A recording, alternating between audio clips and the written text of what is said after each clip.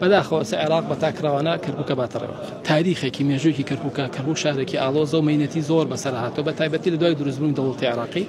و لە دوای 1991 و 2003 دوو ئەزمموی بۆ هاتە پێشەوە بۆی ئەو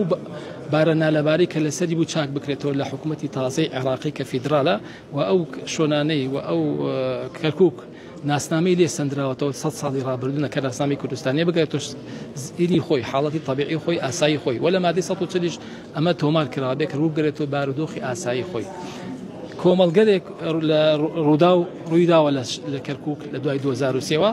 هەر هەمووی چی لە اتفاقاتی سیاسی لە بینی دەوڵەتی عێراقی و هەرێمی کوردستان لە بینی حیزبە کوردستانەکە عێراقیەکان کورد هەر هەمووی تۆمار کراوە تەوسیق کراوە لەو کتێبە بۆی هاوڵاتی کەرکووک هاوڵاتی کوردستان ئاشنا بێ کە چی لە کەرکووکە و بەرەو کۆشە کێ یاری کەرکووکە و کێ نەیارێتی کەرکووک لە دوای 16 ئۆکتۆبەر وەزعێکی ناتەندروستە نە ئاساییە نایاساییە نە دەستوریە داوا لە حکوومەتی عێراقین بیگەڕێتەوە بارودۆخ ئاساییەکەی خۆی بۆی کەرکووکە ڕەسەنیەکان خۆیان بڕیار لە ئایندەی خۆیان بدەن پێچەوانی دەستورە قسەکە تەواو چێت پێکوێ